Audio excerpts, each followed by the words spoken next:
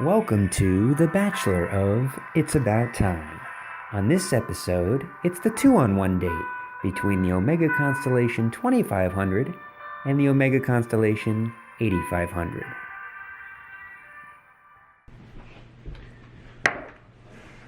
Well, the time is here.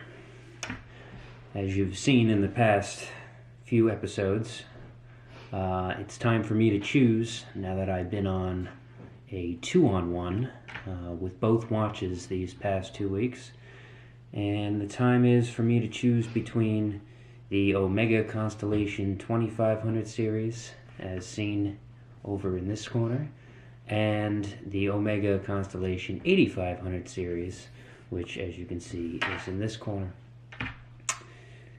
It's been a wild ride. You have to look at a variety of factors when you're picking between two watches, especially ones that you admire greatly and ones that are so similar. The first factor that people normally look at is the price of a watch, which is obviously money always comes into the equation when you're taking the difference between two watches, like anything else in life. This watch I had gotten brand new for $2,000, and the 8500 I have gotten new for $2,900. And then you start factoring in other comparisons as well. The warranty factor that I got this one at was a 1-year jeweler's manufacturer warranty for the 2500, and the 8500 does come with a 5-year warranty, even though it is more expensive. And both are reputable companies. I bought them through, so as you can say, they both have good family lives, so that makes this decision all the more tougher. The 2500 series, the main difference between the 2500 and the 8500 is the fact that the 2500 is a 36 millimeter and the 8500 is a 38 millimeter. So it does come down to which dial looks better on the wrist. Both look great on my wrist. It's very tough to choose between both of them. If I had to give an edge to what I've discussed so far on price, obviously the 2500 does have the advantage. But on the wrist, I do have to say this with my partner in crime, Jared, who's missing here today, is the fact that a 38 millimeter does fit my wrist size a slight bit better than 36 does for a Constellation, especially these models, which are thicker. I do have a Omega Constellation that's a 36 millimeter already, which is my favorite watch in my collection, the Diamond Omega Constellation. That's about 15 to 20 years old, but it was a different model and it was a much slimmer line, so it fits the wrist a lot differently than these two models do. So you really have to take each model in its own context. And when it comes to materials, that always factors in. The 2500 does have an advantage over here, especially this model that I have. The 2500 does have the advantage in the fact that it is 18 karat gold around the bars over here, so it has 4 bars of 18 karat gold, whereas the 8500 models, 95% of them do not, especially this one, which is just all stainless steel. So for a value factor, the 2500 has a slight edge over the 8500 based on the two watches that we have here. The 8500 also is trailing in the aspect of the functionality of these two watches. The 2500 has a quick set date. The 8500 has a quick hour, which means you're going to have to revolve the stem out, and it'll take a little bit longer to change the date because it's now moving the hour instead of the date. It's because the 8500 escape movement couldn't do it based on how the movement is designed like the 2500 can. So this can have a quick set date and this can't. So again, we're seeing things veer towards the 2500 so far, but we're not done yet. As I approach these dates with these two watches these past couple weeks, I saw some other good points about the 8500. Mainly the fact that the 8500 movement is more resistant to a lot of factors like shock and gravity and different things that may throw the movement off.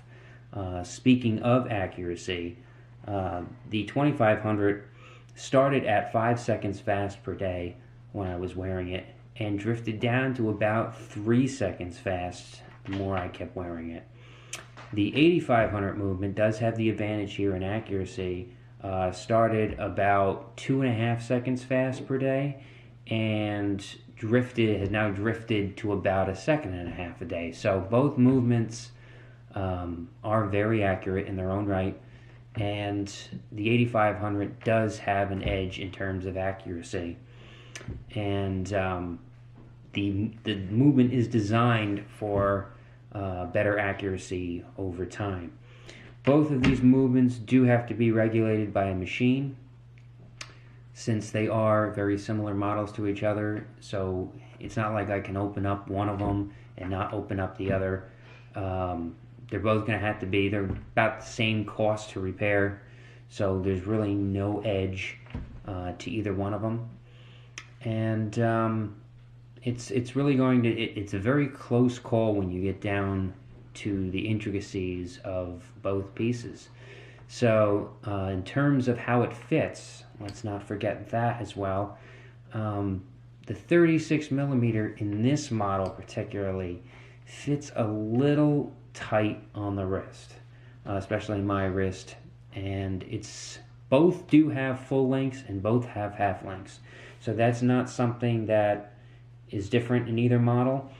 But when you have a bigger watch head, as you see from the 8500, it wears a little bit bigger, and it has a little bit more movement around the wrist than a 36 millimeter would because the head is smaller.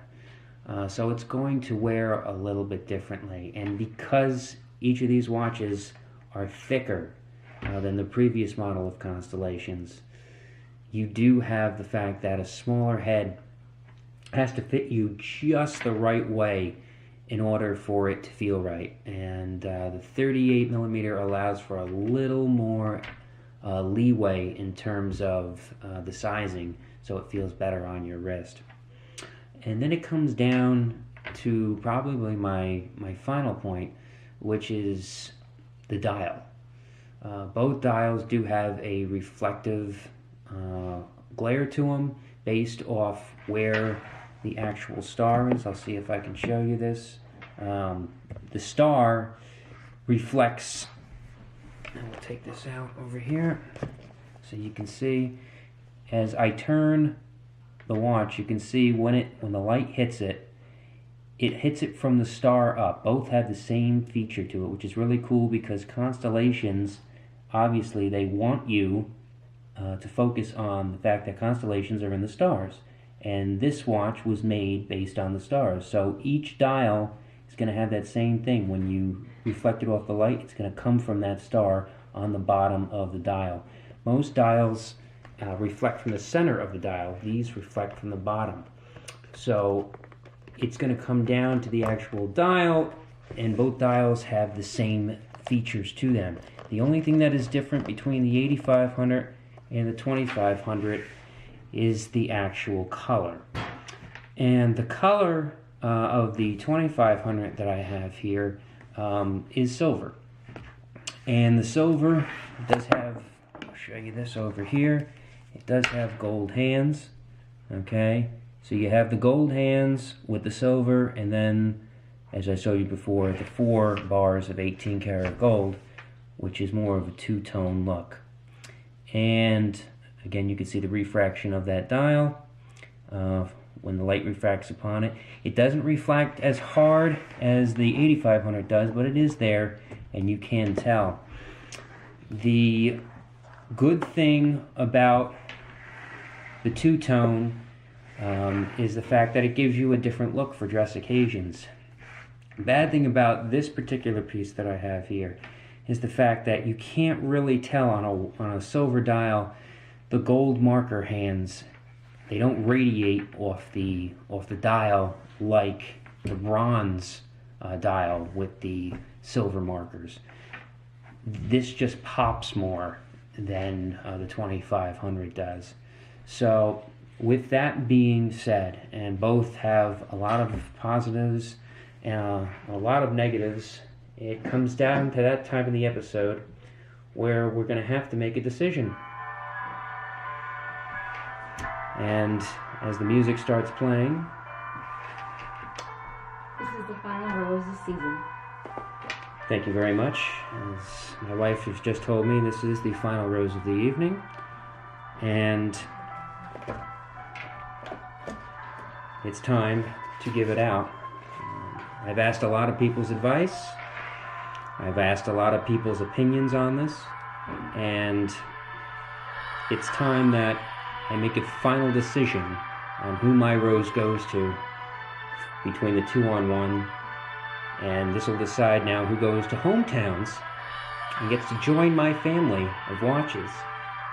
And before I get there, we're going to ask Hillary for prison if I'm making a mistake on any of these. And Hillary, what do you think about all this? What the hell would you know? A politician should be in jail anyway. But outside of that, I'm going to have to say my final rose goes to